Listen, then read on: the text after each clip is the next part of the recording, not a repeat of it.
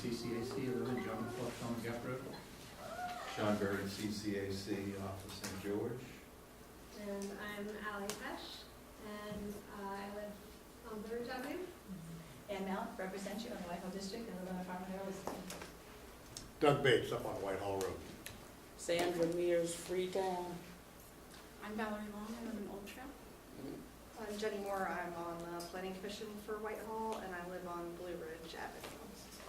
I'm Mike Kunkel, I live in Corey Farm. I'm Kelly Gobble, I live in Old Trail. Brian Day, Emerald Ridge. David Mitchell, Bear Hill. You want to eat, Cheryl? No, we're gonna, Yes, I'm Cheryl Madison, president of Peachtree. Joe Forche, the Musco Sports Lighting. I'm Ben Jones, Vice President with Peachtree, and I live in,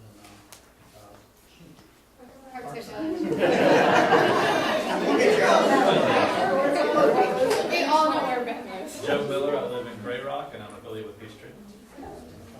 Andrew Newbold, neighborhood planner in Albemarle County. I live in North Downtown Charlottesville. Somebody's newly assigned to be our planner here at the CCAC, so thank you. Hey, welcome. I'm Matthew Slides, Jerem's Gap. Shannon Lovelace, Westlake, Lincoln, Pepper, Banner. Mary Margaret Holden, here for the DCI, and I live on a small farm on 250. And I'm Meg Holden. I'm head of the DCI, and I live on also a small farm on 250. And Crozet. I'm Catherine Babin, I live in Charlottesville, and I'm a student at the University of Virginia. Hi, I'm Maya Rose Welch, and I'm also a student at the university. Karen Zipridge, newly arrived, I live in Westlake. This is Ivan, I live in Foothill Crossing. Jeremy Swink, Old Trail. Kristen Hardy, I'm the VP of softball with Peachtree, and I live in Western Ridge. I'm Nicole Richardson, Old Trail. Mark Fumer, Old Trail. Justin Bird, Equipment Manager for Peachtree. I live on a small farm off of Miller School Road, and this is Ainsley. Lives in Peachtree, and lots of other force. John Long, Old Trail. we're gonna get the kids too. Go ahead, Summer. Sorry, Jones,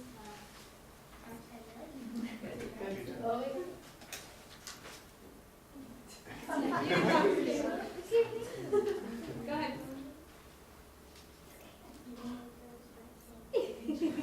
Thank you, Karen. Wonderful. Ayla Hardy, Western Ridge. Mary Pin, Old Trail. Jonathan Peter, Old Trail. Lisa Pesh, Lisa Pesh, Blue Ridge. Rich Pleasants, I've been here 4 years. I live in Old Trail until the 30th, and I live in Gray Rock over there with Mr. Miller. So. Behind the camera. I'm Mike Marshall, this is the Crozet Gazette's camera. And Lisa Martin, Crozet. All right. Jane Dunn invited you. Oh, yeah, I skipped Jim. Jim's back there. Jim Duncan. Hi. You want to say your name? Just walked in. Oh, hi, Hi. Ursula Goodhouse, Thanks. Thank you, welcome. Parkside Village. Awesome. All right, so I am also on the board of Peachtree. So because of that potential conflict of interest, my vice chair is going to run this part of the meeting. Because I have no interest. Mike did a good job on the minutes. Oh, the correction minutes, yeah. Does anybody have, I just want to make a motion about that. I Any move to changes? accept the minute.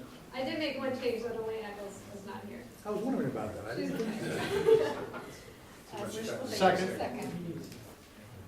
Okay, so, I'll approve. Aye. Aye. And please, Okay. please sign the list. And there is an attendance sheet going around, and you can just write your name on it, and that way Mike can get everybody on the minutes this year. And this is Costas. Hi. Just introducing you as you come in. Okay, so we have 30 minutes for you all, if you want to start and go in whatever order you'd like, and we may have questions for you as we go along or after. Put me on the spotlight. All right, hi, I'm Cheryl Madison. I'm president of Peachtree Baseball. So we're here today to talk about our Crozet Park field lighting proposal, and we would like to share that with you, information with you. So I'll just go over a couple of the bullets that we have, and then we'll also talk about the lighting. So Peachtree Baseball is a 501c 100% volunteer organization that provides baseball and softball for the area kids in this area. Anyone that feeds into Western Albemarle, Nelson County, are the kids that are allowed to play at Peachtree. So we've been doing Peachtree since 1956, which is many, many years. So today our community is growing so much from the housing that we are setting record numbers of children and families as a result of that. In 2016, we expanded softball, and we had 7 teams last year for softball. Yay. And since 2016, we've experienced a 64% increase in players. That is huge. And 41% for scholarship use. This past year, I think we had 21 scholarships that we gave out. We have a total, last year was one of our biggest years, and we had 41 teams last year. We had total T-ball, we had 12 T-ball teams, we had 8 rookie, 5 minor, 6 major, 7 softball, and 3 Greenwood teams. So in the area of the fields that we use are Crozet Park. We use both of those fields and the T-ball field. Crozet Elementary School, Brownsville, Field School, and at Greenwood. Our older boys do play at Greenwood, but we also, because we don't have the space right now, we did also use Greenwood for practices for our younger children. We also use Wise JV field. Sometimes we're limited to that, but we're very grateful to have that. And again, you can see younger division, they really can only play at Brownsville and Field School because there's no fences there. And we are grateful to Albemarle County Parks and Recs because they do help us maintain those fields, and our volunteers as well. So last year with the growth that we saw, we had to spend a lot of time figuring out how do we get enough practice time for the teams. We aim at playing 10 to 12 games a year, but ideally we're practicing 2 or 3 times per game because we're a completely developmental rec league. I mean, we're here for every kid that wants to play, and we want to help develop those kids. And we believe you do that through practice times. And so last year there were 4 of us, the VPs and Cheryl, that spent a ton of time trying to figure out how to even fit all these teams. And it ended up with rookie teams practicing, 2 of them on the green field outfield, so they could practice at the same time. And it's not ideal, but we make do, right? And we used some Sundays. We did some Sunday practices. We've never really done that before in the past, but you know, it's part of what we did. So that's why we've kind of come to this point of we're bursting at the seams. We love it. It's great, but we need some help. We need some extra space. And we're trying to figure out ways to make sure that everybody that wants to play baseball or softball, that we don't have to turn kids down. Sean, could I ask a question at this point? I just have a general question. Yeah. You are not affiliated with Little League, is that correct? Correct. We are Cal Ripken and Babe Ruth. Okay, you're Cal Ripken. Mm-hmm. Yes. So during how lights will help us, as Ben was saying, it'll definitely help us with our practice time. A lot of times the season begins in February when it's getting dark at 6:15. Like today, fall, it's already dark at 7:10. We just started practice at 6 o'clock. I mean, it's like 45 minutes of practice and then that's it. So having lights on that field will help us allow more time for the kids to be on the field to get their practice in. And again, you know, same thing, October through February, we lose that daylight so much. So having fields, lights would also allow us to schedule more games, as Ben says. We have 10 to 12 games a season is what we're trying to get in per season. All right. How will the lights be used? The latest games in the summer months would normally start about 7:45. Games are normally an hour and 45 in duration. It's very rare that these lights are going to be on for a long period of time. The main reason we want these lights is if we have a rain delay, we can move the game to later, so the lights can stay on, the kids can get their game in, and then they go home. We're not there to have the kids there till 11, 12 o'clock. No one wants that. It's basically to get our practice in and to get games in when we need to. Very rare possibility of later start times during tournament time, which is usually in the springtime, which is usually around the end of June, is our district tournaments.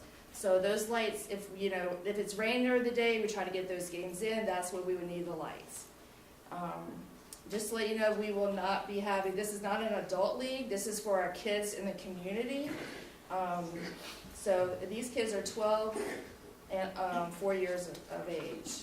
So any kid that's over 12 goes and plays at Greenwood, which is the big field, right? So everybody on these fields is 12 even and under. So we have T-ball players that won't be on there, but I mean, picture 7 to 12-year-olds, and that's who we're looking at putting on these fields.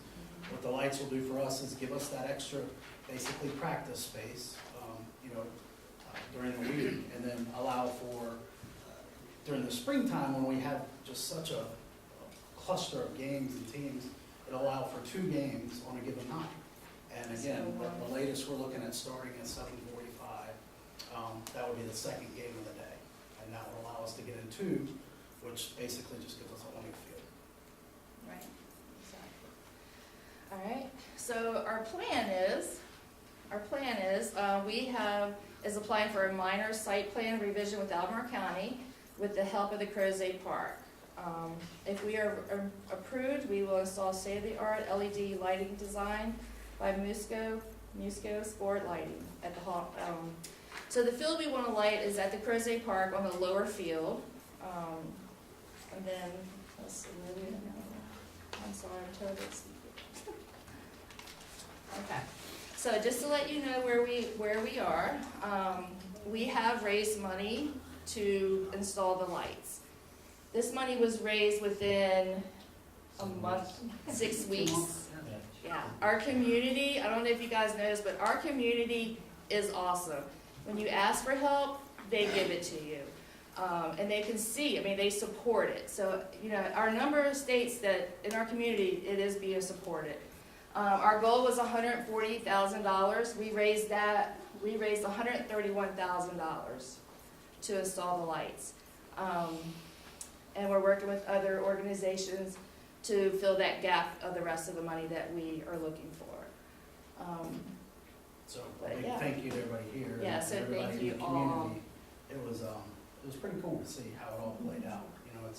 You go into this thinking, okay, we gotta raise how much, and it's pretty awesome to see how everybody came together and the number of different donors that came forward, and it was neat to see. Yeah, we're very lucky, that's for sure. So we've asked Joe from Musco to come tonight to help us with the technical side, because we're not technical people. But he's going to walk us through kind of the structure and some pictures of it in use and things like that. Cheryl, Yes. would you go hit that light switch? Yes. Should be the silver one. if you don't mind. The silver one. Next one. Yeah. My name is Joe Forche with Musco Sports Lighting, and appreciate everybody's time tonight. So I'm here to basically give some insight on the LED solution that we're proposing for the Peachtree baseball and softball field. So I've been with Musco for almost 10 years now, so I've seen a lot of things change for the positive in our industry. But when I approach every project, essentially, I go into a project with 3 things in mind. I'm looking for safety, playability, and being a good neighbor at the same time. So how do we achieve that? So we talked about the changes, but a lot of things still remain the same in terms of our core principles of Musco. This is our basic setup, typical pole foundation. We use a precast concrete base, steel poles. The electronic components enclosure is our driver box. And at the top, you have the pole top fitter, cross arms, and fixtures themselves. So that's our typical configuration. So let's talk, I got to give you a brief history on where we've been to talk about the solution that we're proposing at this point. This is our previous generation of technology. It was a metal halide fixture. As you notice, we have one metal halide lamp, 1,500 watts, and in essence, we have inserts that go all the way around this fixture, and the fixture and the lamp itself is visored. What is that designed to do? It's basically designed to be efficient at putting light where it belongs, and that's on the playing surface. And we do that through our optics and with the inserts that you see in this previous technology. So let's talk a little bit about history. This is really the evolution of light for Musco sports lighting. Over 40 years ago, we started with just a spun aluminum reflector that basically blasted light everywhere. Neighboring properties, the atmosphere, and some of the light hit the playing surface, right? As you can see, we've evolved over the years. We started putting the inserts in the bottom of the spun aluminum reflector. In '89, with our level 8 product, we began to visor and hide the light source. And then this was our previous generation of technology that we just discussed. And then several years ago, we moved to an LED technology. A little bit different design, more of a wedge-shaped design. So this illustration is basically the evolution of light from the fixtures that we just saw. All things are equal here. We're 100 feet from the field edge. All things remain the same. So it's basically an illustration of where we started in '77 to show how much light was actually hitting the playing surface and how much was hitting the atmosphere, all the way to this point. This is where we are today. So you'll notice the significant change in the glare coming off of those fixtures. Glare is measured in candela, and it's really what you experience. I guess the best illustration I can give is, what do you experience when you see like an oncoming headlight? It's glare, measured in candela, simply a contrast of the emission of light on a dark background.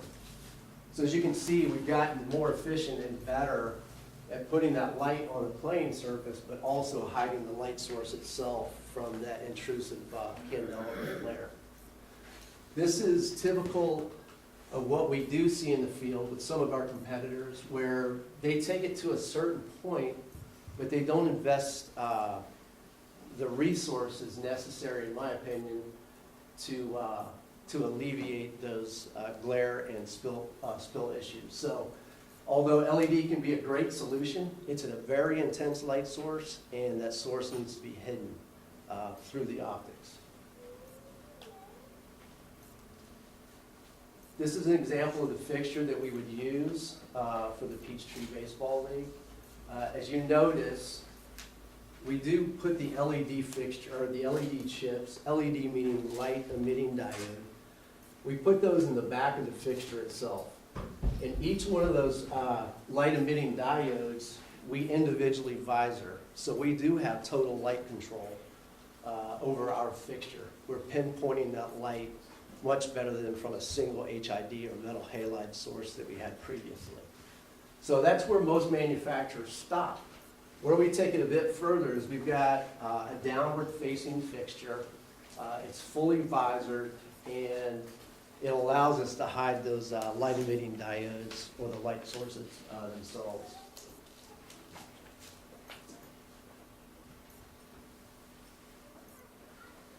Let's talk about pole heights for a minute. Pole heights matter. Most people believe that the shorter the pole, the better. When in reality, it's all dependent on how far back you set the pole from the foul line of the playing surface itself. As you lower that pole, what happens is the fixture itself begins to flatten out, and you look into that light source, so you're not hiding the light source itself, so it becomes obtrusive. So we do have the proper pole heights, and we'll go through that on the design.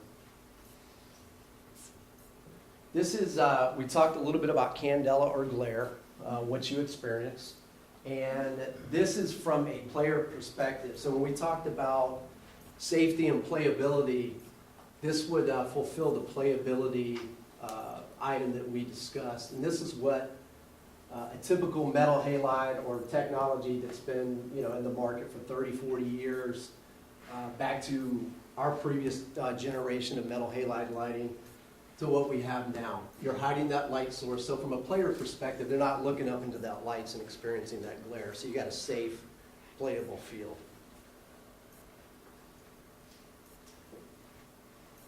This is the actual design that we've output. My engineers have put this together. Probably doesn't mean a lot to you because it's just numbers on paper. But what we're trying to illustrate is we do have the proper pole heights. We've recommended 70-foot poles. And we'll go to this next slide. So, hang on a second. This is, I'm sorry.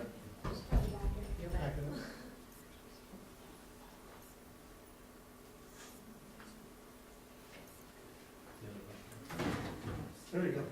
So we do follow IES guidelines, IES meaning Illuminating Engineering Society of North America. And they do have recommendations for lighting ball fields. For this specific situation or application, we do recommend 50-foot candles of light average on the infield and 30-foot candles of light on the outfield as an average. Again, safe, playable conditions for the players. So all the numbers are light foot candles? Foot candle measurements, yes, sir. And how many poles are we talking? 4 poles Per field? per field. For this specific field, it would be 4 poles. And we only light one. You're only lighting One the field. bottom. What does this illustrate? This talks about what planning and zoning is interested in. What does the spill light look like at the property line? How efficient are we at keeping light on the playing surface and out of the neighbor's yard? We do meet that. The zoning requirements for this specific facility is a 1/2 foot candle, 0.5 and below in light. And as you can see, our max foot candle level is 0.17. So keep that in mind as we move on.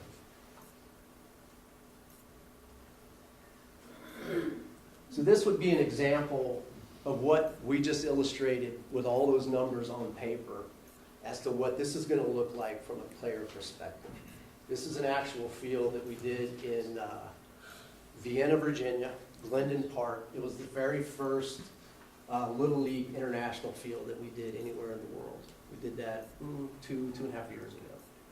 So from a player perspective, you've obviously got the necessary light on the playing surface, but we also have what they call great uniformities. Uniformities meaning smoothness of light. How smooth is that light on the playing surface? You don't want to have hot spots or dark spots. And as you can see, that's what the players see.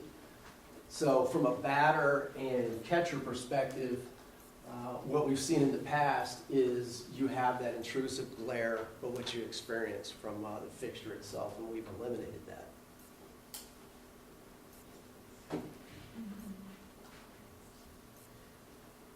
Another perspective, just another complex that we did in Louisiana, but very similar application.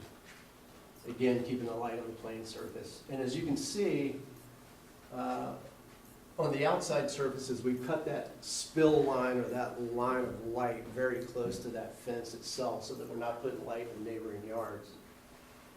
So just another perspective. Yeah, so you didn't mention this, but I saw these slides 2 days ago, and what shocked me a bit was like there's trees back there. You can't see them because it's completely dark as soon as you get off the field. But you can see the little bits of them at the light. And to me, that was pretty telling in terms of how it's going to look. So You can barely see it too. There's a couple lights back here, but there's homes that are approximately, I think they were 75 feet from the field itself. So we're not lighting up the homes or the backyards. And what's the distance of the closest homes to these lights? On this specific field? No, Oh, on that this would field, be- I believe the property line, I want to say 60 feet, 60 or 70 feet. I'll double check that and get the answer for you, but I'm pretty is certain. that from the park property line? That was from the field to the property line itself. I'm not certain how close any specific homes are. I would think the one behind the T-ball field would be the closest, and then everything else would be park side, right? Yeah, everything else. So there's one right on the corner. Most of what I've seen, I guess, in that outfield was a lot of trees. There's a lot of trees along that line. And one thing to note, in our computer generation for photometrics for the lighting plan, one thing we don't take into account is the trees themselves. So there's additional knockdown of light from those trees. But in this case, we're not having to worry about that. We don't have that issue. So this would be from an off-site perspective as to what that looks like and how quickly we are cutting the light off from the playing surface to the neighboring properties. So this would be what you're interested in as neighbors. What's it going to look like in my backyard, or if I'm sitting in my living room, I don't want to see these lights. More examples. This is probably what most folks are accustomed to in that evolution of light progression that we showed. This is kind of what we typically see with metal halide product with no visoring, no light control. To this that we've essentially retrofitted with our LED solution. So you'll notice that more lights on that playing surface. Same field? Yes, sir. Okay. It's been retrofitted with our LED. So Joe, can I just interrupt? I don't know how much more you have, but I want to make sure we save time for questions and comments. We're close. Do you have We're any close. super critical information you want to pass on to us? If you give me 2 minutes, I'll get through most everything else. Yeah. So this is another example of retrofitting and reducing that glare of candela. Again, another off-site perspective is what you folks are going to be interested in. These are real-life photos, real-life projects that we've done. And this is a large complex. You notice there's no field-to-field glare. And from a neighbor perspective, I mean, you got 100 light poles up there, and it's not obtrusive. Last picture. This is a presentation that we did up in Fairfax this last Tuesday at Greenbrier Park, and I recognize that this is a soccer field, but I'm trying to make a point. So both of these are our poles, both of these are our fixtures, and we purposefully left the aiming and the visor itself in the proper position. This fixture itself, that's a Musco fixture, we took that visor, tilted it up to give all these engineers and owners an illustration of what candela or glare is. We backed up off the field about 50 feet. So we're meeting the spill line per planning and zoning, so we're meeting all the rules, right? But you have to marry that with hiding that light source, hiding that glare, hiding that experience, that candela. And that's what this illustrates. LED is great. If you don't hide the light source, not so much. So although we're meeting maybe spill property lines down here per planning and zoning, I'll ask you, is that a good solution, even though we're meeting? So that's really just the illustration that you have to marry spill with planning and zoning requirements, and we go above and beyond to give a great experience from a spectator point of view, from a player point of view. So we are providing those goals of safety, playability, and being a good neighbor. Great. Questions for the group? Rich So I has a saw question. the kilowatt output for those 4 lights, what will they be? Good question. I'll have to get back to you on that. Is it less than 100 kilowatt? Yes. 26 is what it's like. I thought I saw. So you're gonna hook this to power, or are you gonna run it some other way? It'll be hooked to power. Okay. I did not bring that photometric plan. What's your concern? You seem to have a concern. No, I'm not concerned, you don't have to pay power, I mean, you just put some panels on that hillside, because the western sky hits that hillside. You're talking about LED panels? I mean, Solar solar panels? Panels. Yeah, just put, We haven't hooked it up that way, but if you've got something that you want to propose to Musco, I'm certainly they would consider Maybe panels. there's something- well, the batteries can be in a box, but anyway, that's easy. So I've talked to Northside, who has basically done the same thing that we are working on, and their electric bill is hardly anything at all. I mean, I think it was maybe maybe $50 a Oh, month. I'm not, I'm not If that's what you're thinking, talking No, about. I don't wanna do it, I'm just saying you Yeah. could do it. Yeah, absolutely, yeah, you could. You know, I've never been a part of that solution from a solar standpoint. Not saying it's not possible, I just haven't been a part of it. okay. But in terms of energy savings, you're in at least that 40% range for energy savings. Thanks. Yes, sir.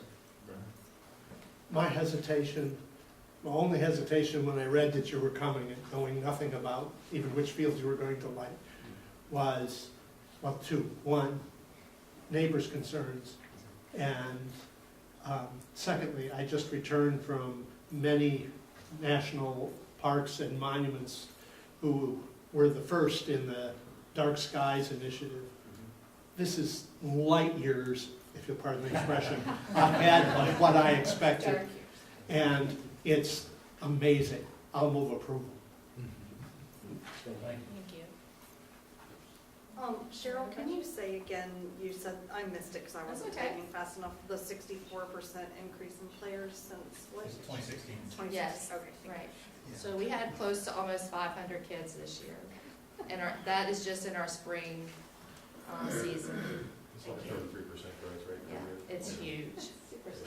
And we are extremely lucky to have that growth. Jenny or Ann, what are the current regulations from Albemarle County regarding when these lights must be off if they are on? Are there any? I'm sure there are, but I don't know the answer. Oh, okay.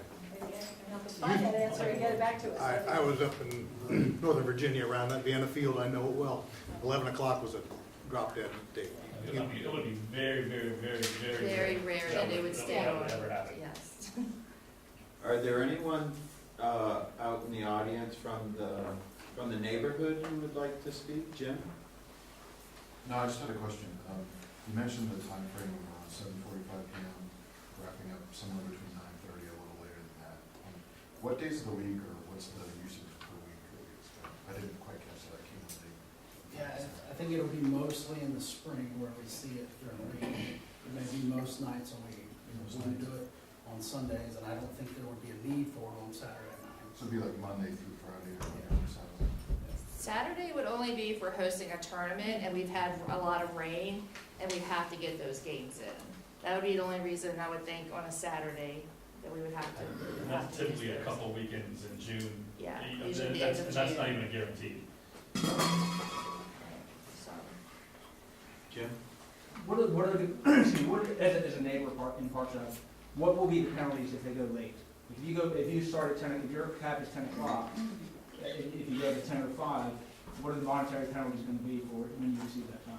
so right now, we don't have a penalty that is set up. We will abide by whatever the county says that we need to do, but there's no penalty for us if the lights do. I mean, that we are aware of. Put a timer on, right? What, I can help that. Yeah, and also we have, go ahead. We have a solution as a part of our total package. We provide what we call Control Link, and it's basically a diagnostic system. We monitor the system for outages, but it also provides a scheduling system whereby they can be scheduled by computer, cell phone app now, you can call 24/7, so they're going out at a specified time as they're scheduled. They could come home and sell their phones.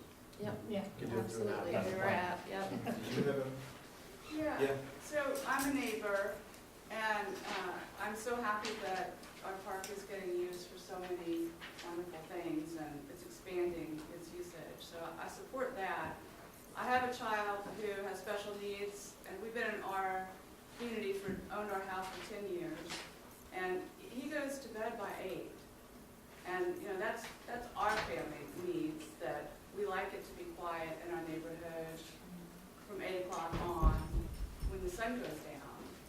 And if we're gonna have games that go from Monday through Friday for a whole season, I'm wondering if there's a way to, I know that right now we have trees that are up against the park, but those are gonna be coming down when a road comes through there, which my understanding is that that is happening.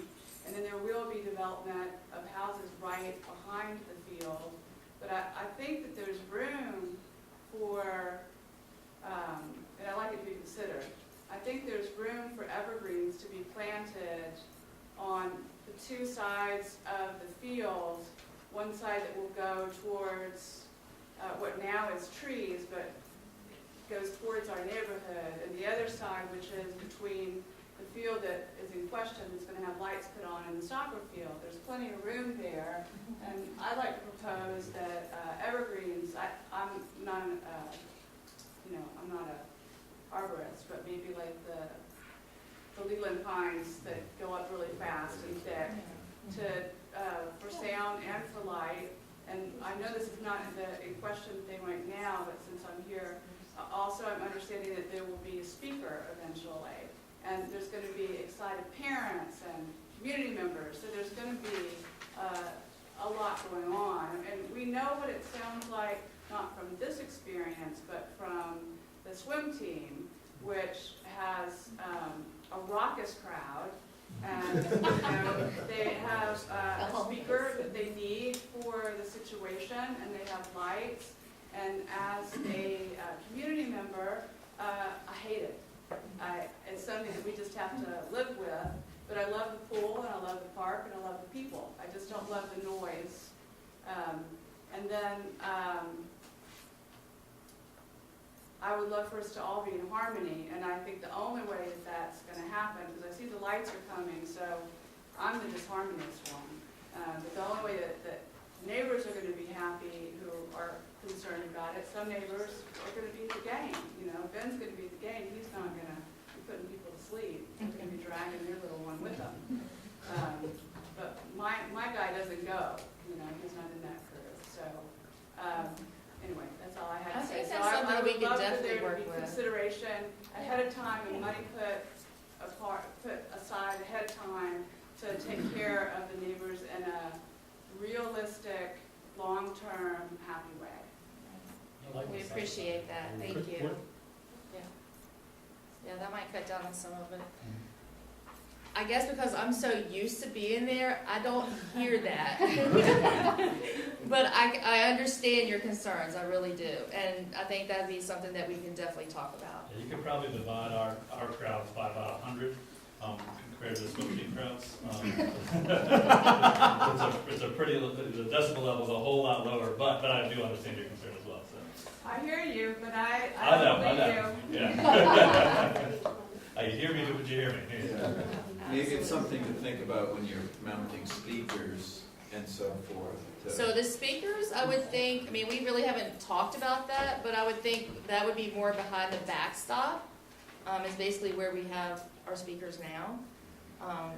There's no speaker. No, there's no, not I think the not that board we're would doing. certainly work with the park board to figure out the trees, because that sounds like a cool idea. Yeah, me too. There's not a speaker. We've included in this project a weather warning system. I don't know if that's maybe what you thought about. But that, would have an alarm if there's lightning, but it's like at a golf course. That's all that is. That's for the whole market. No real speaker or anything like that.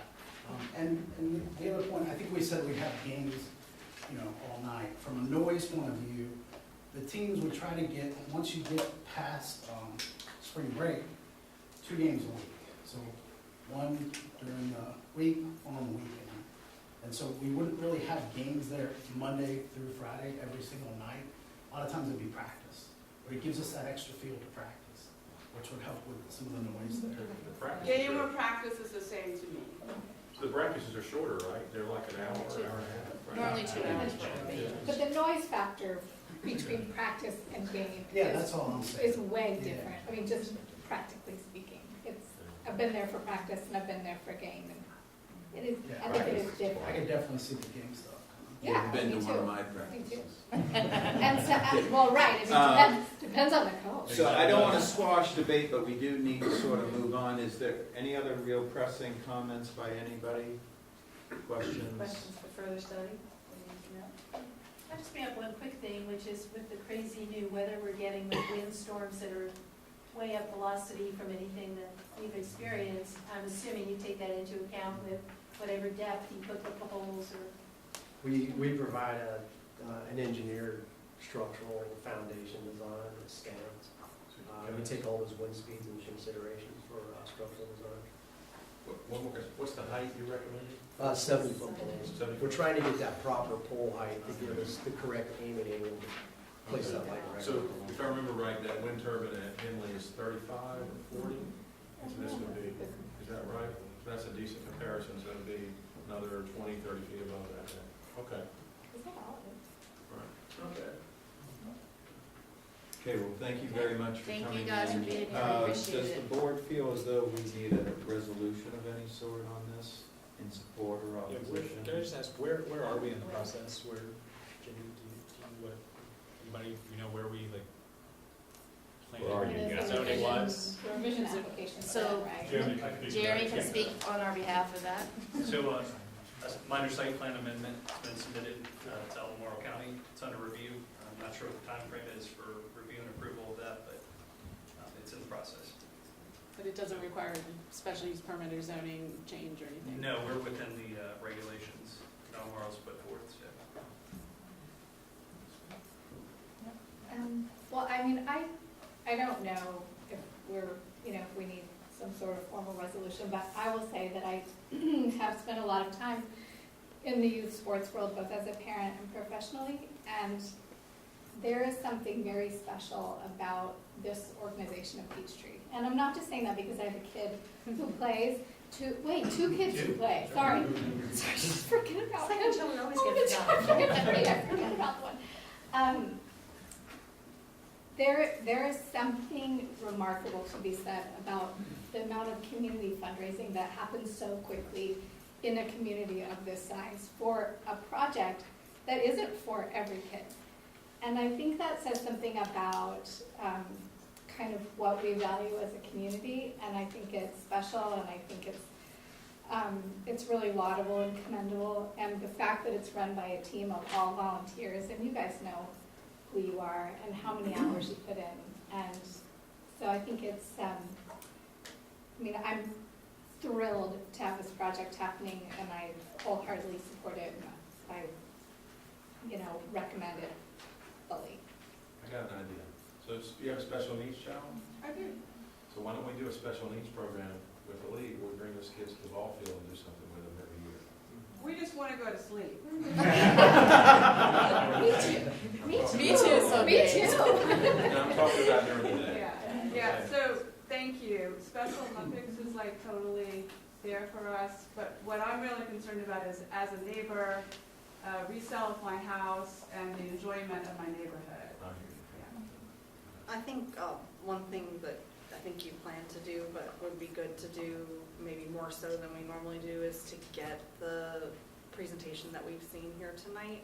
And then, of course, we have the video available on all of our resources. We can get Tim to do it on the CAC, and if we can get links up, if Real Crozet is willing to provide links for people and neighbors that couldn't attend, can review that. And I think, looking at the light information I think that settled a lot of concerns Yeah, that and we I can had. put, Absolutely. we can get Right. Cheryl's contact and Ben and. I mean, we understand Joe. it's hard for people to make it to So night people can meetings, write. and so they can watch that, and watch the display, and then if they have a suggestion like yours that could be followed up on with screening trees or something like that, a link to reach out to Yeah, that'd be great. the board. I think that's a way because we know not everyone can come to all these meetings. Yeah, I can definitely get these slides posted and. Great. One question, is there an idea of how far, was there any official notification other than through the newswaves, radio waves, everybody come to the CCAC meeting? So that we would know whether it's important to notify a little further or not? Because I don't know what was Maybe done. Jeremy can answer that. Notification of neighbors. I'm not entirely sure when the notification went out. The planner should know. So that will be something, that's something What was that's being decided. There's a about. regulation. So I What's the think once the notification? regulation goes through the county, I think they'll probably request a community meeting, from my understanding. Is that correct? Which is what we're Yes. doing tonight. Yeah, right. And perhaps a follow-up letter to the wider area would be the best way to go. That's something to be decided, that will be the way to get the idea, the information out the best way. Good? Okay, Thank you. great. Do you want to start getting your Thank you all very much. Thank you. Thank you. Thanks very much, baseball folks. Wow. And softball girls, bravo.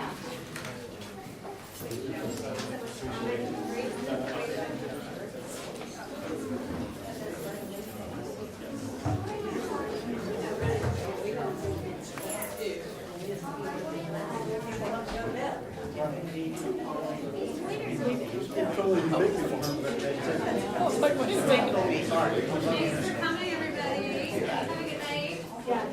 You're staying for our next presentation.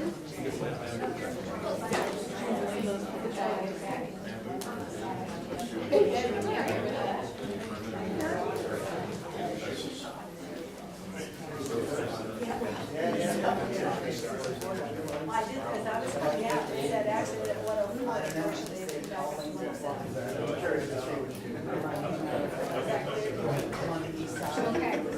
I'm waiting, I'll figure it out. Okay. All right, Nate's gonna start. All right, yay. So, thank you all. This is not to ask for any resolution. We're just here to kind of give you an update. And I have to tell you, I'm going to give you a little bit of history of myself and how I'm sort of here, I guess. And tell you, I once sat in these chairs, and I must say tonight, I'm like, you are not in Kansas anymore. I'm like, wow, so many new faces and so much interest and so many new things that have come forward to the CCAC. But we moved here years ago, right after my eldest daughter was born. And we live on a small farm in Crozet, and this is before the Harris Teeter and any of the shops on 250 were there. And I remember at the time, again, it was a very different place, if you can imagine. Take yourself there for a minute. And all of a sudden, the growth and development was coming. It was imminent. We'd heard about it, but now it was here. And I remember sitting with my husband and saying, we have two options. We can either pack up our bags and move, because it isn't what we aspired for with our little farm, or we can stay here and engage in the process and try to make it the coolest community around. So obviously, it's 20-some years later. So I did sit on the CCAC for as long as they would allow me, and care deeply about this community and how it changes and grows, and not to be a Northern Virginia-esque kind of place, but still holding true to the values we just heard about in the organization Peachtree. So now to give you a little history of the Downtown Crozet Initiative. As I was ending my tenure, and others as well on the CCAC, the development process was upon us. And Frank Stoner and Allstone Partners came and presented to us a concept at the time. And as and they did it to the community maybe wider than this at the time, I'm not sure. And the community was very skeptical, very leery, and so we'd had other people in.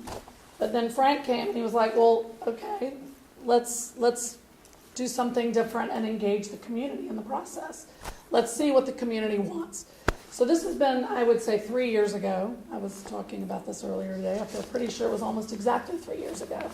I was coming off the CCAC, and so a number of us, myself, Tim Tolson, who's head of the CCA, Mike Marshall, Dave Stinson, Mary Beth, the list was long, Paul Grady. We all came together, Doug came later, but we all came together and started this process of discernment. And so I'm going to look at my notes. Here we are. So we ended up, a consultant, I guess, was hired by Frank, who has just come. Thank you for coming, Frank. Frank hired a consulting firm who came in and set up these public meetings. And I don't know who of you might have been here at the time, but we held them at the various schools. And there was a tremendous outpouring of people. And we had, flip charts around the room, and we asked for people to please tell us what mattered.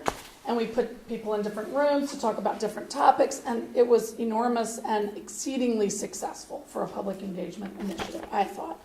So we then came away, and the DCI continued its work, and more enthusiastic than ever, because we had this great community that was really eager to be a part of the process. And so then we sort of decided we had to figure out who we were, the Downtown Crozet Initiative. And, so we started kind of finding out who was willing to show up. Okay, who can be here each week and really do the work that seems to need to be done at this time, can be at the meetings, and so where are we? So we grew up, and many people have been coming to these meetings a lot, but there's a core group that became board of directors. Let me see, hang on. Yeah. Oh, and so before we get to that, I'm sorry. See, I need to follow my notes, and I have to use my glasses. So the community had made it clear at this point that instead of doing the whole development all at once, they felt like it would probably be better to do it as a phased plan. So that seemed to be in keeping. And one of the things that became very apparent was they wanted some sort of public space. And so that has become sort of the cornerstone of the work. So the idea of a community plaza was born. Are any of you all familiar with this? I mean, we feel like it's so in the news because we're dealing with it all the time, but I realize a lot of people aren't really familiar with this. So we then, Frank very graciously invited the Downtown Crozet Initiative to work with him, and we were engaged in a process to find an architecture firm who could then come in and possibly give us some ideas about how this plaza might look. We got, interviewed maybe 5 firms, narrowed it down, and ended up deciding on a firm who then came in and, in fact, designed what we thought was a great plaza, or several concepts for that plaza. So at that point, we decided that we were pretty comfortable with some basic ideas. And again, people could come to these meetings. They were all public. People had weighed in. But we decided we needed something even bigger. So we then held another major public engagement meeting at Piedmont Place. It was its opening, really. Not even everything was quite open, but some of the merchants in there chose to give away their food as a way to have samplings of the new businesses to come, and also make it a fun and festive event. The architects were there, again, another meeting with lots of interactivity. Charts on the walls, sticky Post-it notes where you could log in your what you thought, your opinions, your concerns, your votes, if you will. And so from there, we brought that design, and as you can see, again, it's going to change and evolve and morph because we have businesses that are going to go. We don't have a final plan, but you can even look, if any of you walked up on the plaza to see, we've put up boards on the plaza that sort of tell you what's to come and what it looks like, hoping that will be an engaging, make you feel a part of it. Go put a Post-it note on it if you want. So now we have this plaza, but we wanted to know, well, what's going to happen? We get a plaza, who's going to take care of it? As a community, we do things quite well, we felt.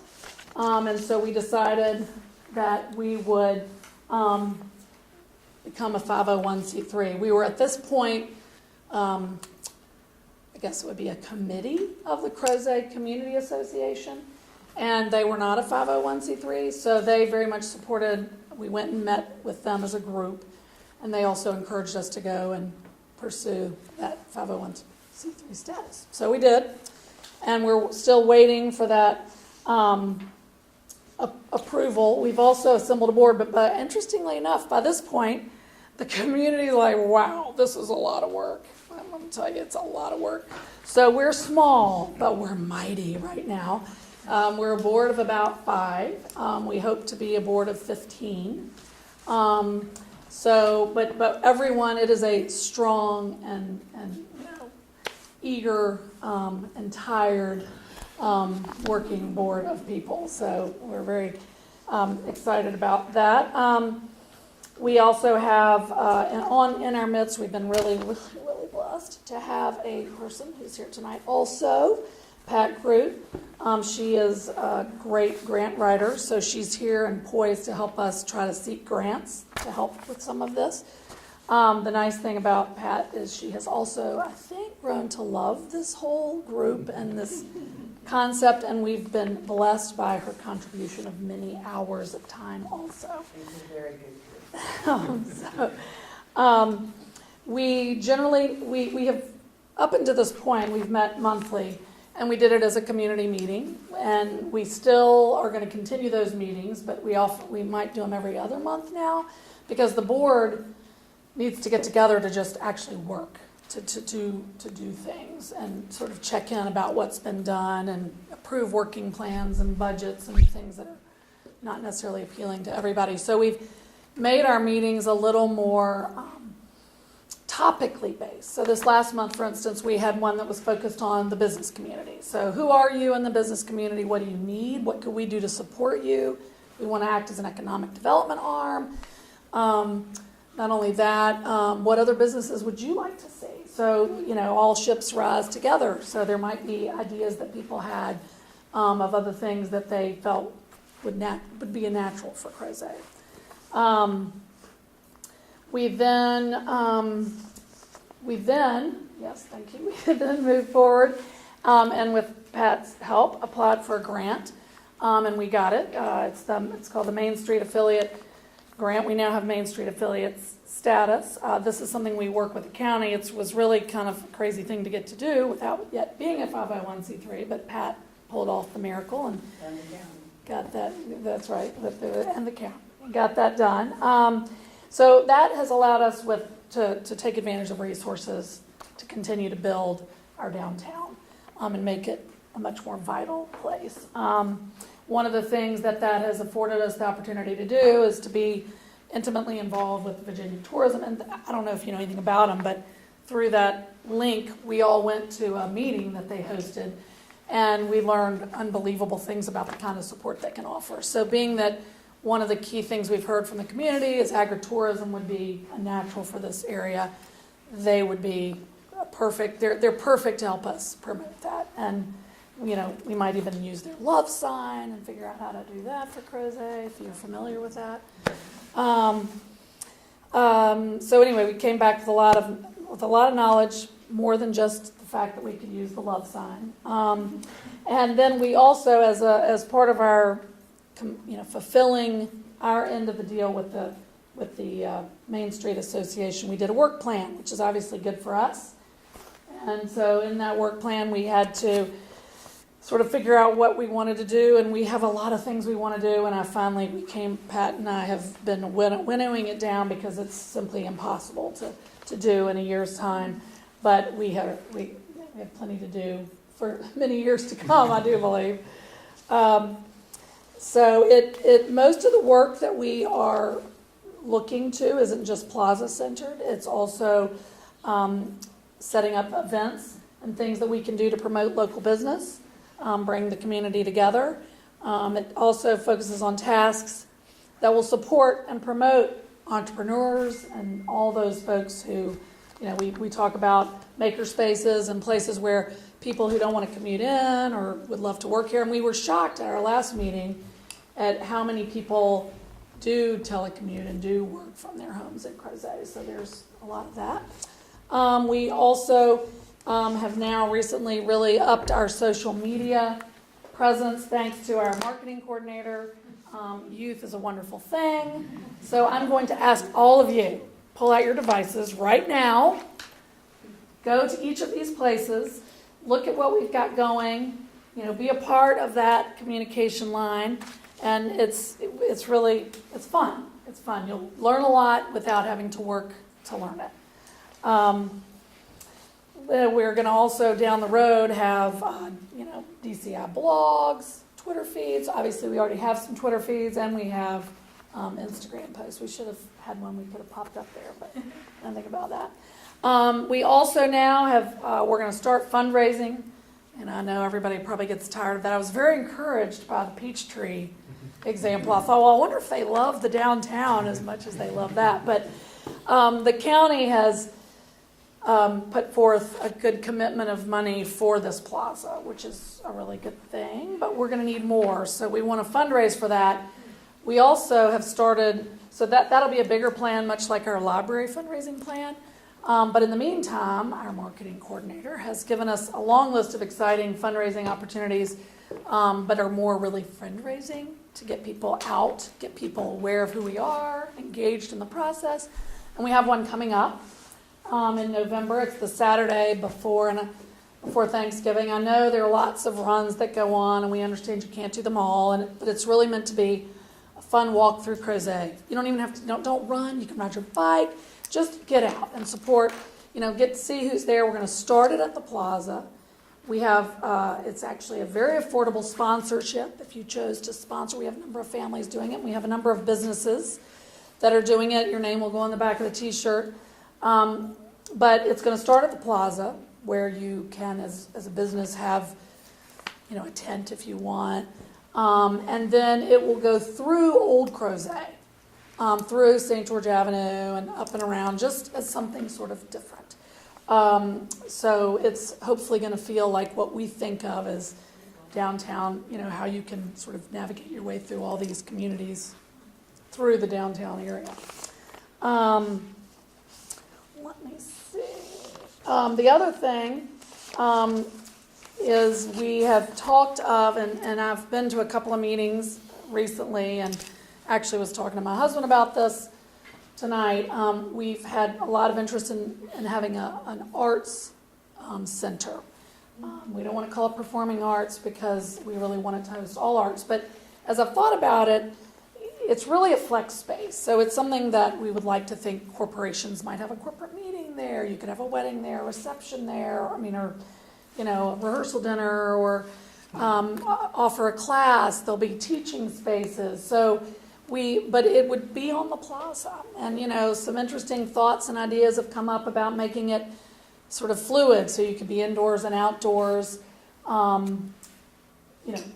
Maybe have a movie that was happening in the theater or in the place with a big old door open, so you could kind of come and go. And again, making it a more interactive and engaging plaza space. The good news is, I think one of the big questions is when, and it is coming.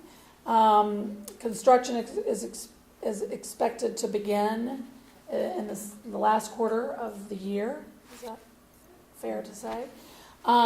So as we begin to get to, also just to plug, the Gazette has an article, and do you have that up there? Of what year? Next year, 2000. Yes, yeah. I know, really, right? Well, you go talk to the county. What? Spring 19 as the last 19. quarter of fiscal year 20 is the one we're in. Well, Frank is here, so I'm not, when, Last timing-wise. quarter, what are we digging? 2019. We're digging in Last quarter. last calendar quarter of 19, right? That's So obviously you're depending talking on about the, next fall? That's a year. Yeah. Yeah, it's the, Calendar fiscal. But yeah. Yeah, I recognize that. Yeah, so the road piece is key, as you heard Frank say, and so that might occur separately. The decisions and timing around that are all challenging, to say the least, but it's being worked on. I've never seen a man more tirelessly go, and I will say, for those who are as interested in seeing this happen as I am, there have been a lot of meetings, more than I think I could ever hope to attend, and I'm grateful that you attend them and keep pushing and hoping for those things to happen in a timely fashion. But during this, as we might note, so I think this is such an endearing picture, by the way, all the fun. Is that your picture? Yeah.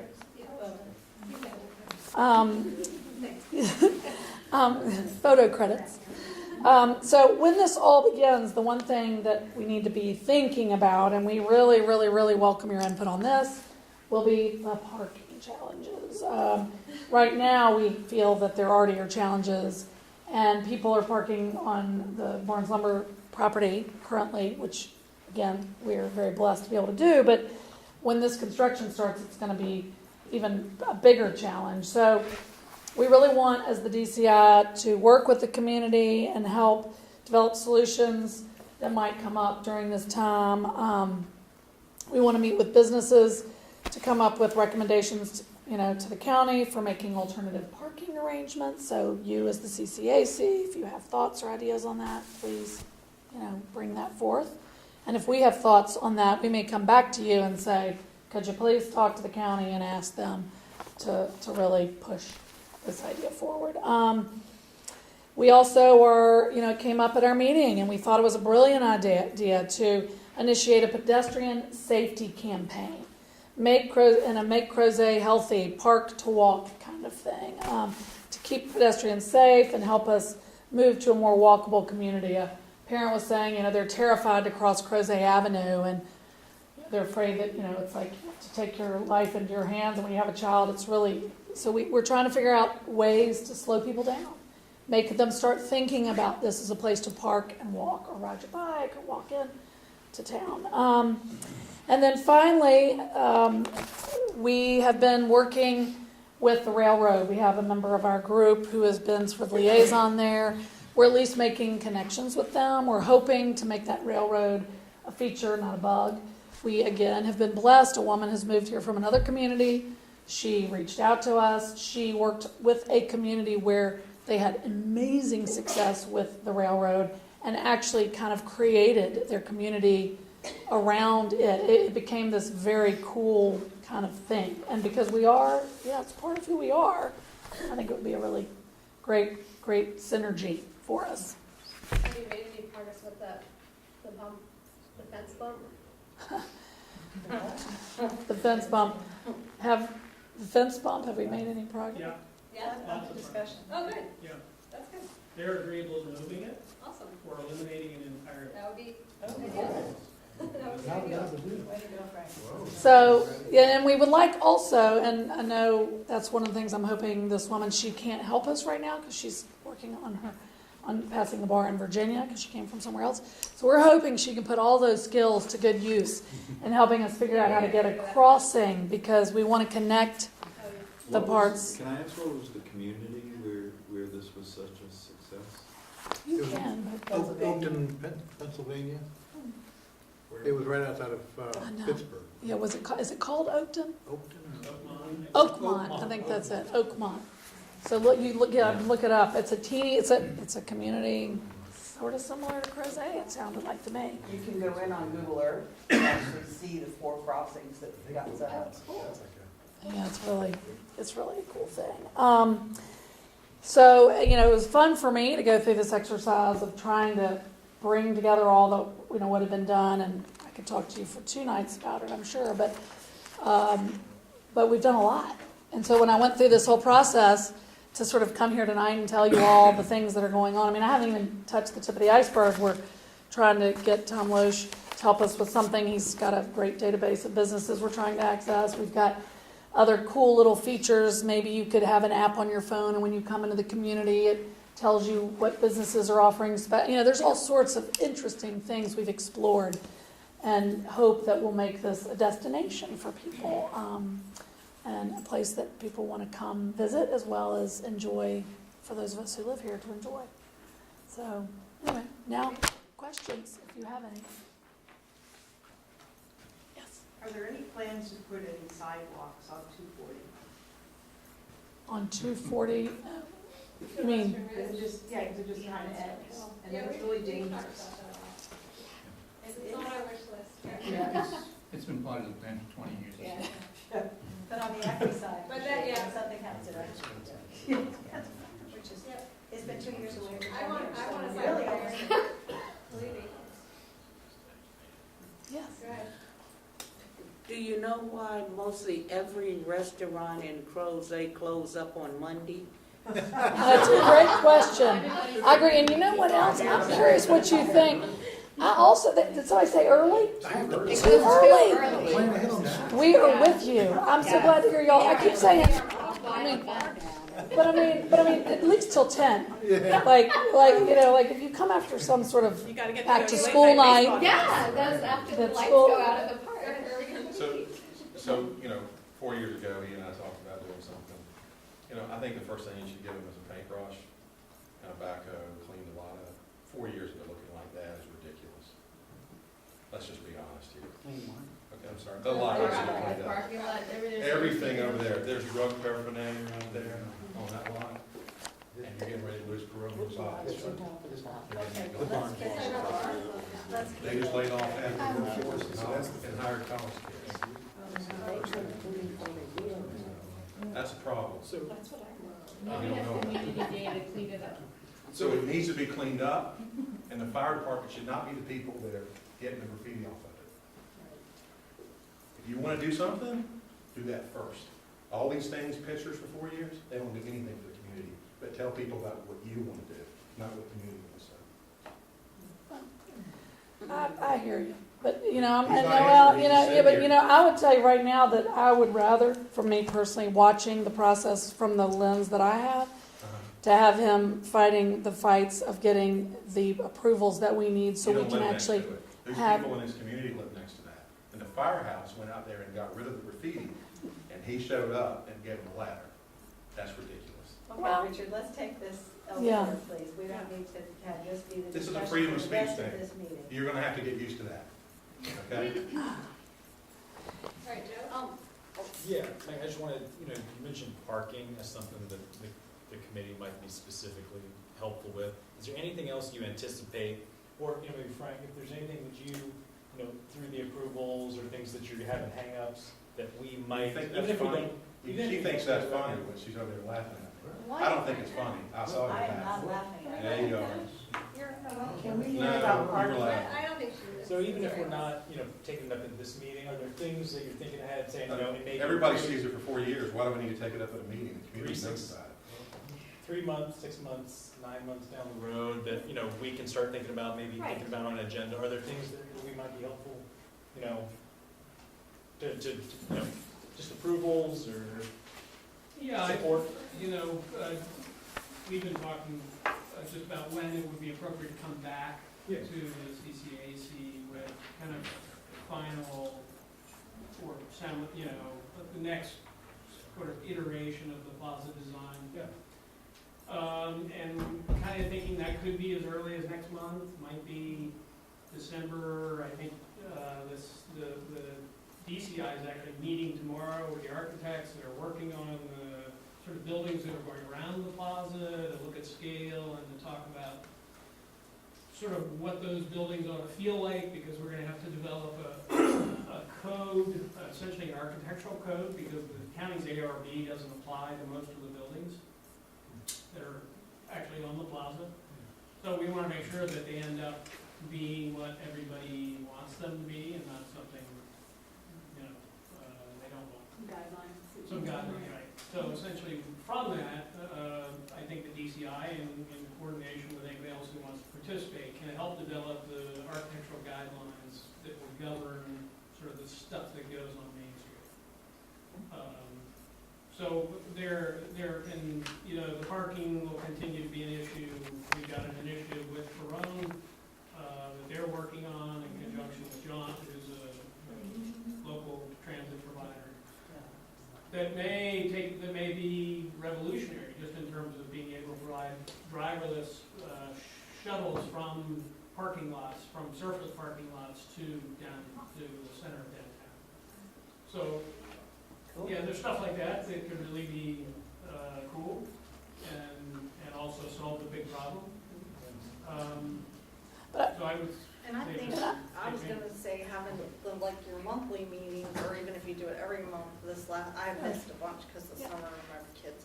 But this last meeting that was specific to businesses, I was impressed with how many showed up. I agree. There was we had people from Old Trail, out 250, downtown, it was a nice mix. There were 30 people. It was impressive.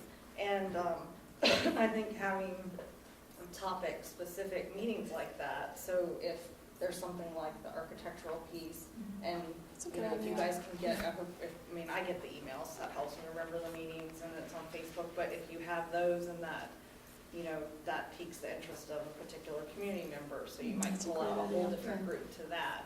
Another thought I had was parking has always been in our minds, and it came up at the last meeting. Once the property I'm parked over there right now, where I won't be able to park once development occurs, and we'll have a crisis. And I think what we heard at the DCI meeting was identifying where we have places that, Crozet's always relied on this sort of shared parking. So where one business churches. the churches, and reaching out to, we even had the owner of the Greenhouse Coffee offer at the meeting that if someone's willing to help her, she can push her parking back further. But that does mean we're having accept that you're parking and walking. And if you're living closer to Crozet, you know, I could have walked here tonight, but I had other stuff here, so I drove here, but I would have walked here if that one parking lot wasn't there for me. So I think, you know, before it's upon us, because we have time, I mean, to me, I think of getting a giant map and looking at where do we have places. Just tagging. Yeah, tagging like when we're not when a business isn't in conflict with another use, and how we can come up with these creative solutions. Because I think that there's ways to do it, but I do think that's going to be the first step in getting people to get away from this idea that you can drive right up to the pharmacy and go in, and then maybe drive down to the hardware store and go in. I don't know if someone does that, but maybe. But you know what I mean? We got to get away from that idea. And I think if we're proactive, we can ease the community into accepting that. I agree completely. And that could go with that whole safety walking piece. Right. And I still really want signs along Crozet Avenue that say "Be nice," but I mean, I don't be not. A lot of people, that came up. That was a big thing. People were like, and you know, I said, you know, I try to pull my trailer out, and you cannot believe how many people lay on their horn. I'm like, look, used to, there were 5 cars a day on my road. Now there are hundreds, you know. But I think the specific topic-driven DCI meetings, you know, as you've evolved, I think that is a great way to bring out people to get to your question, where there's a specific need that Frank or the group identifies, and then you advertise that. That's how you're going to find those folks that come out with those skill sets. Well, and I also think, as I'm thinking, as we, I met with the county yesterday, and as they're looking at how the plaza is going to work in tandem with the DCI as the community arm, that might be a place where we would come to you all and say, okay, we as a community really want to have sway over this piece of land and control how it's programmed and do all these things, and we need you to support that you think, or, you know, tell us what you think. Help us. Come to the meetings, because that's a great way to learn what we're doing and already have a leg up on all of that. But So Meg, I was going to ask, is there a, sorry if I am late to the game, but is there a place where sort of all this information is housed, where we can kind of educate ourselves, and then as we're talking to friends in the community, sort of absolutely, to that? we have a fabulous website, really. I think. I think it's really robust. Go to resources, you'll find all the maps. So it's really, and then we now have, you know, we have a lot of activity on our Facebook page. Actually, we haven't. So really, we're hoping that you will share all those links. And like I said, it sounds silly, but we're going to have a much more. We have no money, right? We're not a 501c3, so we're kind of fun. You know, we're just sort of haphazardly funding it as we go as a board. You know, but things like my daughter was telling me today, oh man, we've already gotten this many followers in 2 days. And she said, for $42, we could get, what was it? How many? 23,000. 23,000 people to see some of our information, which I think we're just trying, you know, I realized tonight, and I think what you're saying, Kelly, is absolutely spot on. I mean, you know, here you all are, and you really don't know. I kept thinking, oh, Doug, they know what's going on. And he's like, no, they really don't know what's going on with the DCI. So I really appreciate you letting us come tell you. Just one quick question about, this is probably for the supervisor, also with tax incentives. If you're doing fundraising, can you get the businesses that are coming in to put in their own parking or incentives for them, as opposed to, you know, trying to find a field here and there in the community that if they can build down, or to make it part of that, or to prioritize that, because it'll attract businesses, kind of chicken and egg. If they don't have the parking, people won't come to the business. You know, I think the problem with that, and Frank can maybe speak better to this, but in trying to keep the prices not Charlottesville prices, those really amp up the cost of building. So I think some of that is certainly going to be done, no question, but I think like maybe the hotel will put some underground parking, but maybe they'll rent a few spots, who knows. But I know there was a plan, so that's where we're hoping down the road the county will pony up and put in a parking structure. I mean, the library parking lot was designed to go up eventually if need be, and that was my understanding back many moons ago. So.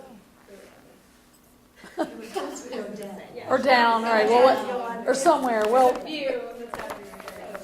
All right, we're If gonna, I could put in one more plug, yeah. I noticed that the CCA announcement was announcing the information that the county is collecting for broadband, which I applaud you for doing that. We're gonna actually piggyback on that and further distribute that, but we're also developing an additional form so that the information can also be sent to DCI. Because we're very interested in making sure the telephone companies are aware that when the roads start going in, ditches get opened, and that's a perfect opportunity to drop either cable or empty conduit to pull cables for broadband. So we're interested in making sure that they know that we're interested in bringing broadband here. We've talked to Ting to try and entice them further into downtown. So we're also hoping to drum up some competition. But so when you get it, if you've already done the survey for the county, it's not really a survey, it's a request for information. Would you mind doing it again for us so that we can gather that information and get some broadband into downtown? Cool. All right, thanks, Meg. Thank you. All right. So last on our agenda is talking about the CAC topics, which I did get feedback from a lot of people. There wasn't really consensus. I'm going to pass around Tom's list about which numbers were priorities. Number 3 came up a lot, which is the service district. Otherwise, people were just kind of supportive of all of them. So I don't know if, Tom, you want to start Yeah, this well, discussion? again, to give you some background, the reason I actually came up with the idea of working with the other CCACs is when not too long ago the county, without the notification of any of us in Crozet, was proposing land in Old Trail for a brewery. This was wasn't consistent with the zoning, it wasn't consistent with the master plan, it wasn't consistent with anything that we had done.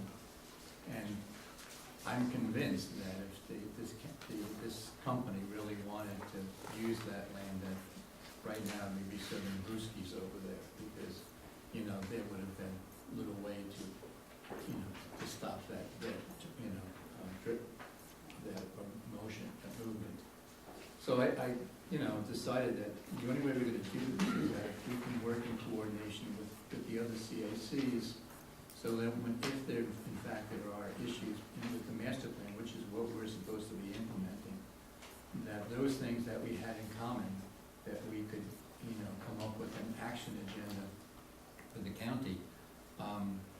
Because interestingly enough, not too long ago, and I see Jim's back there, Jim Duncan, in his blog, wrote, we approach the county with small numbers, with small ideas, and we get brushed aside.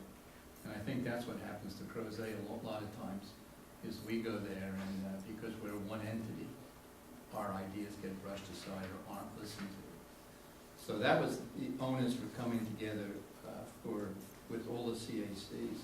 We did have a meeting with all the chairs, and I think it went really well.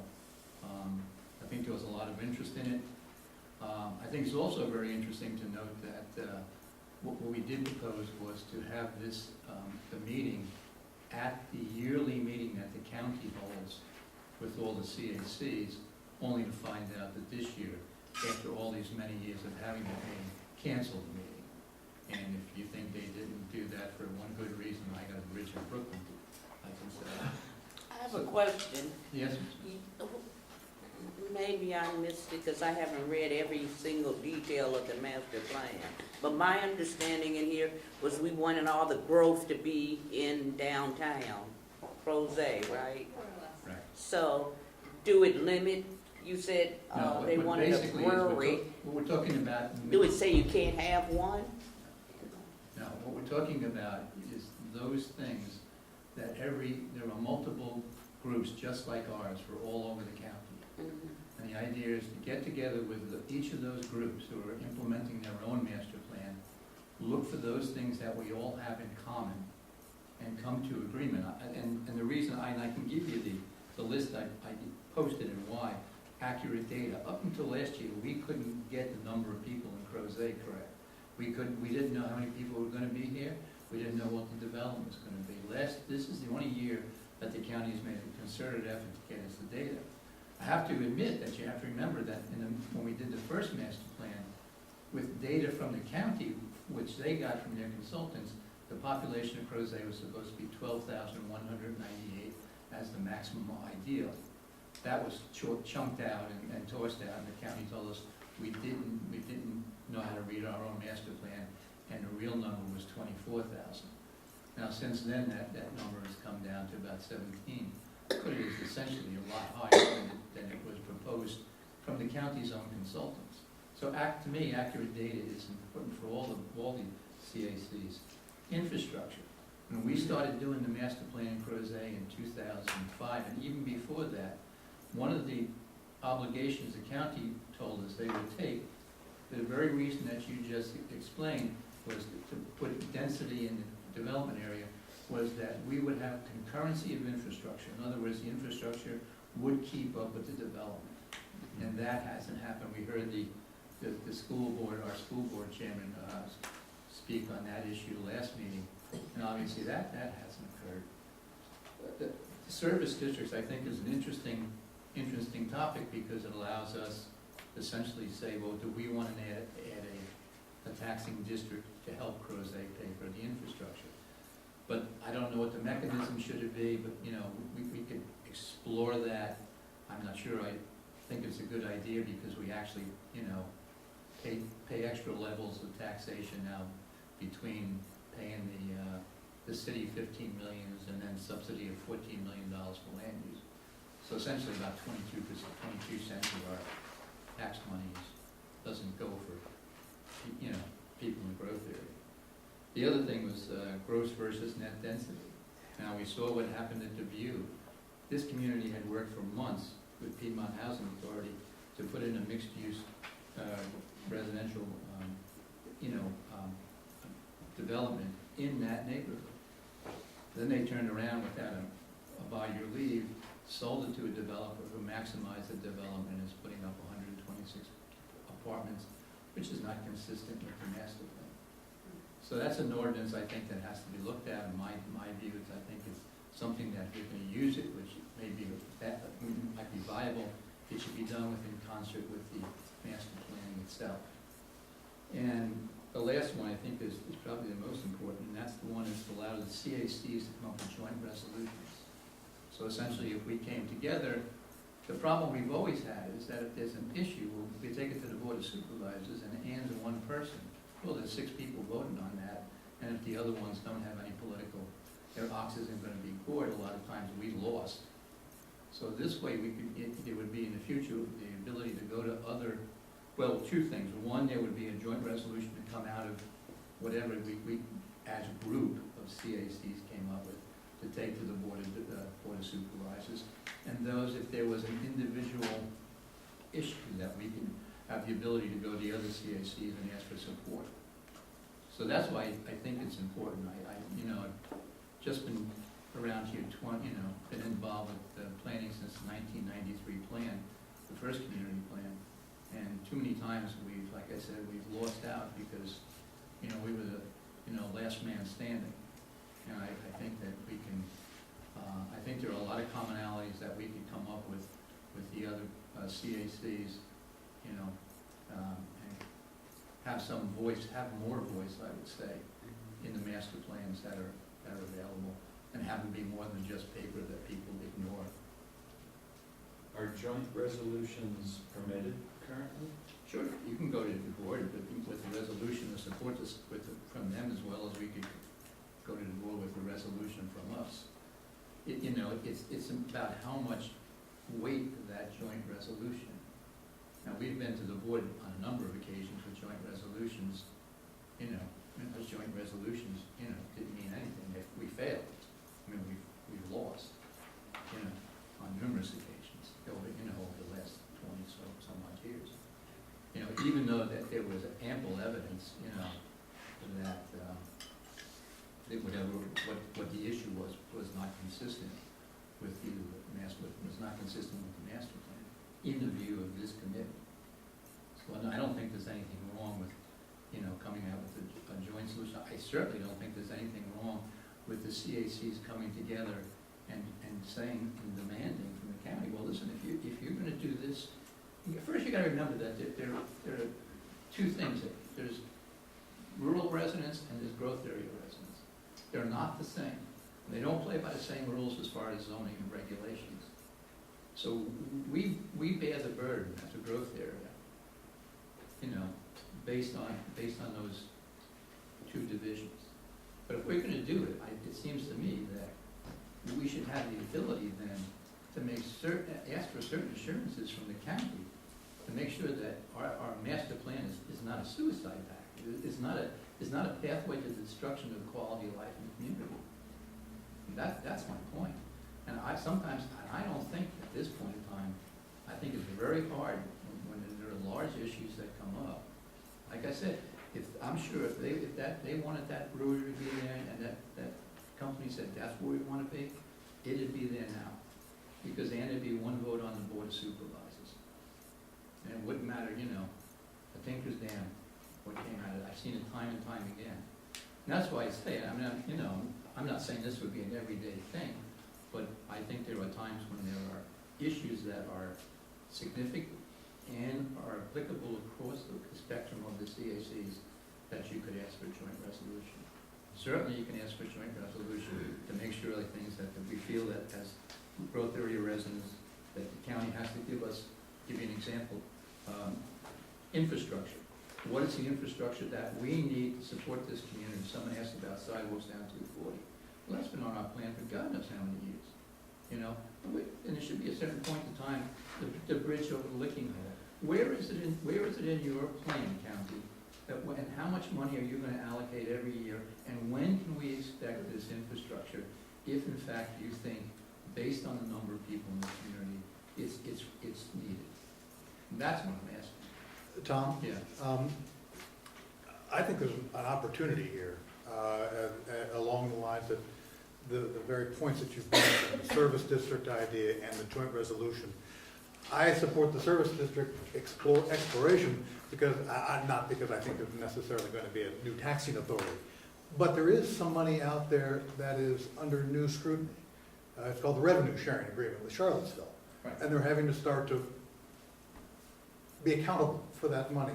It struck me that the growth areas really should have some claim on those revenues that are being shared with Charlottesville, because we're the reason the revenue sharing exists at all. Charlottesville can't annex 29 North, and so they get revenue sharing based on that.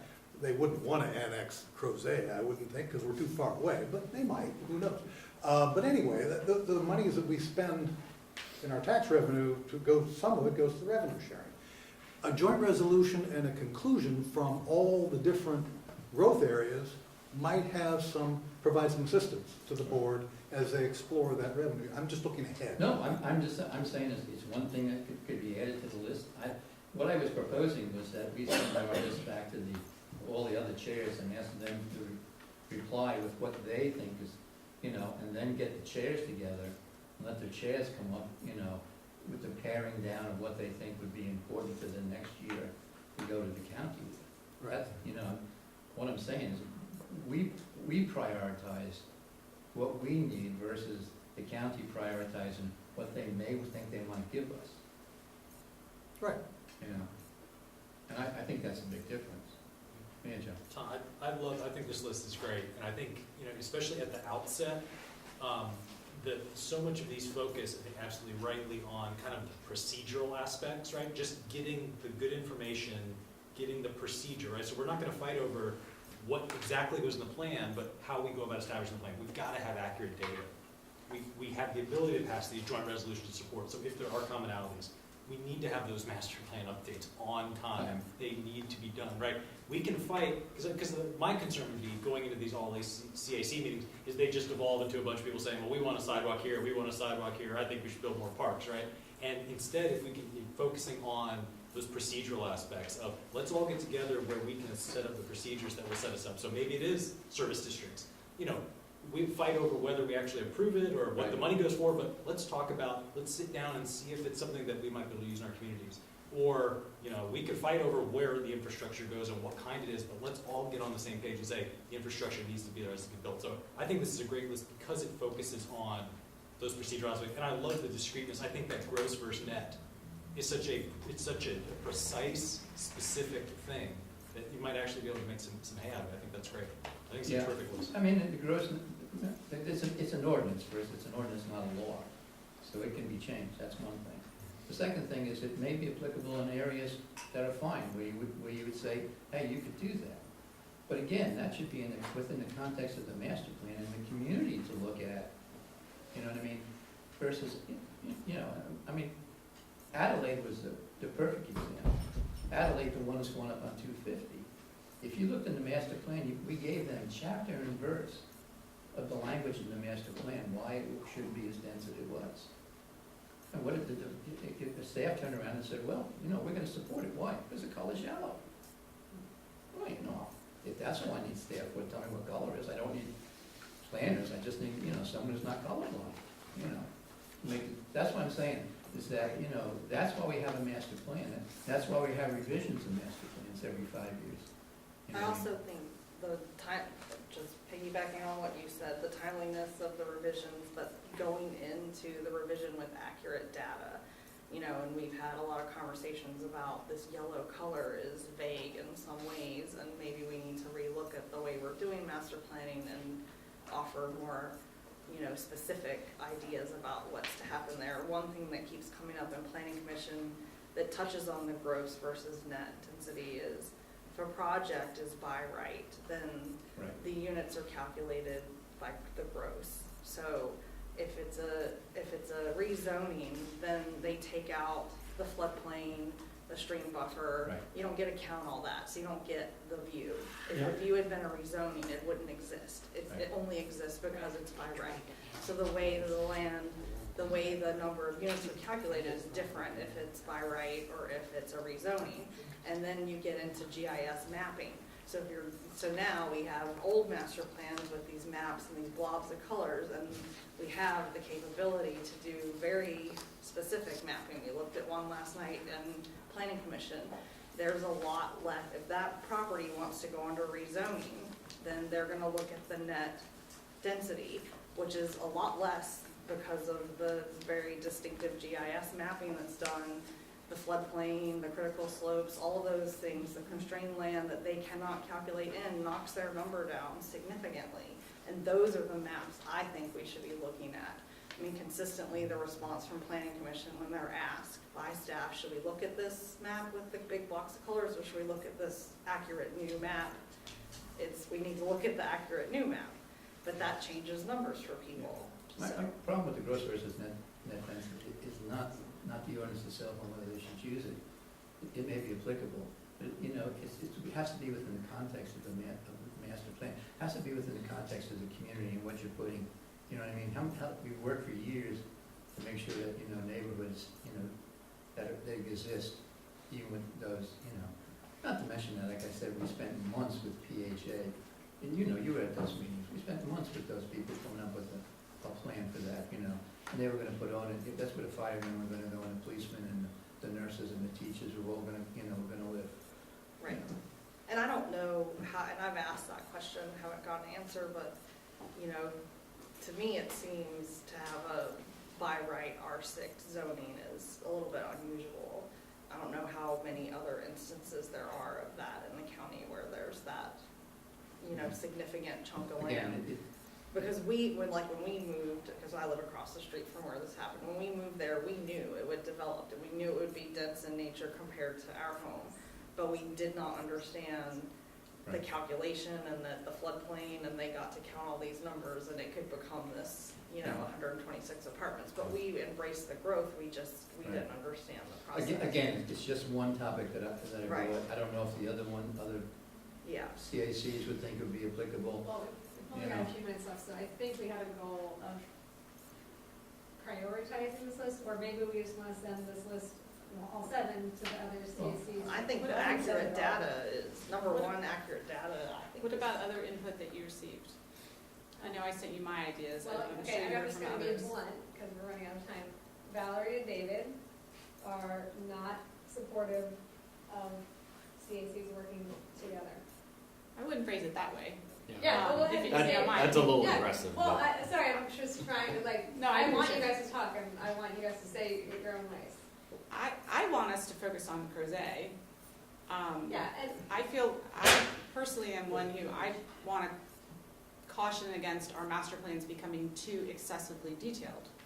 Yes, we want to have them, they're important, they're critical, but there's supposed to be a general guide and not a zoning ordinance. And so when you're getting that much down into the detail, it also makes it harder to be flexible when you have something that comes along that you want to do and that meets the community's goals. So I think it has to be a flexible document, but it has to have community input. I just think that it's a challenge to pull a master plan together. We know it's going to be a lot of work. I know that there's been an incredible amount of time that's gone into the first two. And I just personally look forward to focusing on Crozet's master plan right, and doing that. And the thing is, we're not trying to make any changes or make any changes to the master plan in this group or ever, because that's a whole separate thing. I know. And I even wasn't adding saying- detail or anything, so that's like not on our agenda with I know. these I'm just saying that I joint feel like resolutions. some of these issues maybe are heading in that direction, and to the extent we're trying to join forces with other CACs to have more of a collective voice. I think all the CACs have their own issues and focuses, obviously, and other, They have competing agendas. well, and As they different should. focuses and Right. needs. They're and different. concerns. They're When we different spoke about- neighborhoods. When They're we all spoke very about the different. meeting, I think there was general agreement when speaking with the chairs, when we met with them, that they thought that this was, this was viable. It may be a little, after discussions with their CACs, it wouldn't be. I would disagree with you as far as the detail in the master plan. As a matter of fact, I would say it's just the opposite. As the amount of land in Crozet gets less and less, the amount is developable, the more detail you're gonna need. You know what I mean? To me, it's just, I think that detail should be at the site plan, but that's a completely different argument. right. So if I could have a second. Yeah, I'm sorry, that sounded aggressive. I just- That's no, I'm just kidding. It might have sounded aggressive in email. That's usually how emails work, even though we don't intend it that way. Okay. My biggest concern would be what I've seen in the city of Charlottesville, which is where neighborhood associations, and I'm gonna quasi put CAC in that category, because the city's kind of supported and, I guess, legitimized neighborhood associations. They've, I think to the detriment of the city, and the cost of housing in the city has skyrocketed for lots of reasons, and one of which is that it's become a opportunity to be a barrier instead of a facilitator of growth and housing and development of the community. And that is my biggest concern. If you come together as a block, you literally become together as a block. That was what I was trying to get across in my email. Yeah, and I get that, and I think that it might be that we don't have anything that, there aren't any issues this year, it's just sort of like establishing, I'd say keeping up a these are relationship important. with the other Oh. CACs when things come up. Okay.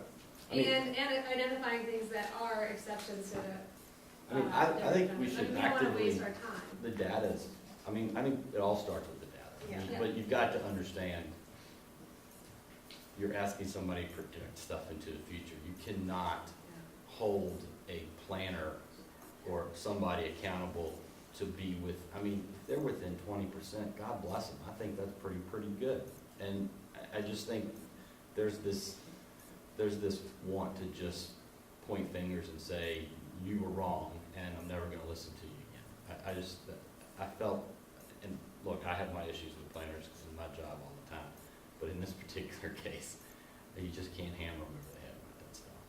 Nobody's perfect, I and it's an think- imperfect. Are you talking about the view? I don't know. Yeah, I don't know. I'm not I talking think about the view, I'm just talking about with the Data contracts in general? the future. Projected date. Right. Right. Well, and I think there's That's a tough different Right, it's, I mean, it's just a matter of But actually it's having good to try to data, get it, actually clearly. having data, I or think, whether or not that- it's and accurate. we've come Yes, a long there way you in having data, and I think the one thing that all groups could agree on that have wanted data and haven't had to get it is the staff that don't have time. And that's, to me, something that a common voice could ask for, be prioritized when, and that's to the board. It's a that- budget issue. Yeah, I mean, they don't voices have would the be helpful. time to sit and do it, it's not that they haven't wanted to do it, and I think we have seen a huge improvement on that. And Crozet was one of the first to get some data that we'd asked for, but I know I've heard from other groups that they want that data, it's a matter of the staff having the time to do it, whether you agree with their methodology, if you're predicting out or not, but some of it's actually just there, it's a matter of having the time to compile it all. I mean, I can't even get data that says how many units have been built in this district, affordable units, not to mention those that we've lost into the market, but I can get it for the whole county, and then I guess I could go through every neighborhood and pick it out for myself, but I can't get anyone to give me that, so it's a matter of budget and time management, and I think if as a group, I see a benefit in having a common voice saying, can the board prioritize this so staff have the time? Well, and akin to that was the point that you made earlier. We now have better maps, but we're not using them. And, you know, the county commission could tell the planners, look, you've got GPS maps, we want you to use them. And we want you to get the very best data you can to each of the CACs as reasonably and quickly as possible, and we hear you, and, you know, hopefully we can get another staff person. Thank you. Thanks, Amy. I mean, the bottom line is, it took us 15 years to get this library. After the library people told us that the library was too small for the circulation, it took us 15 years of constantly going back to get this library. You know, and that's just one example of the infrastructure side, what's the rest of it. I mean, you know, it's just, that's, like I said, to me, it's that, I think I hope it would work out that we could come out with an agenda. Infrastructure, economic development is important, but not over the dead bodies of growth area residents because somebody said it was a good idea, and we need jobs. Just like I said, I'm sure if they were interested, maybe we'd be drinking brewskis down there right now in Old Track. Can I ask, is there a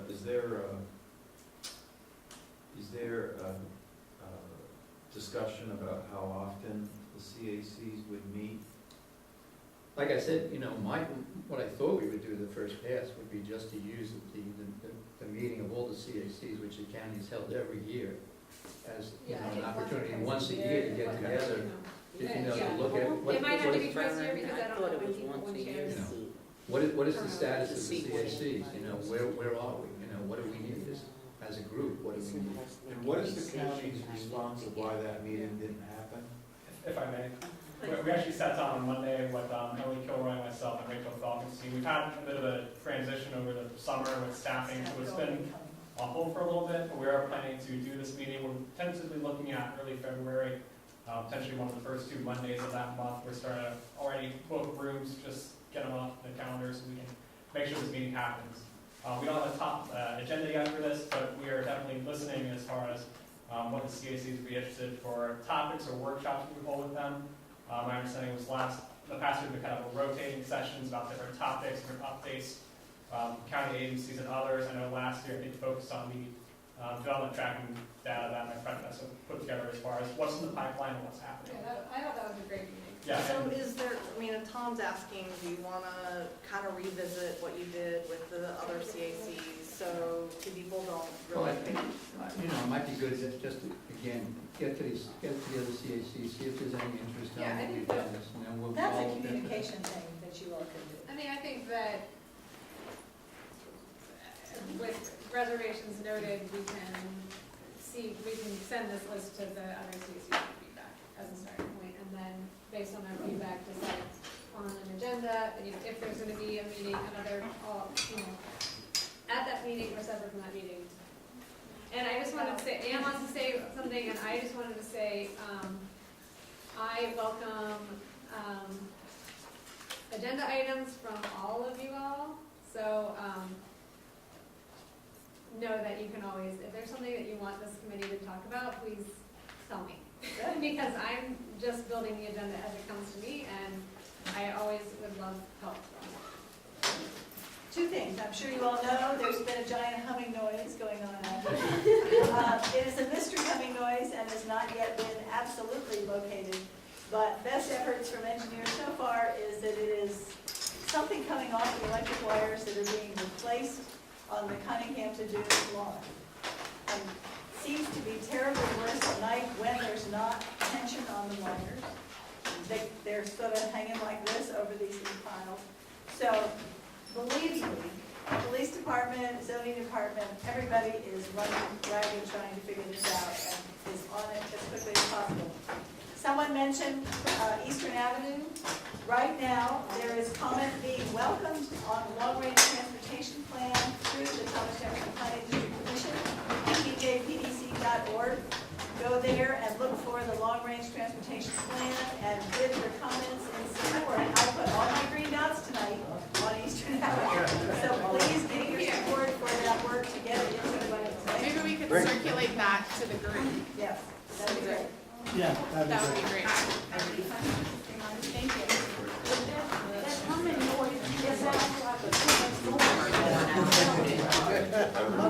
I'm not clear with it. Oh, I can hear it. I'm sure it sounds like a train. You heard that noise.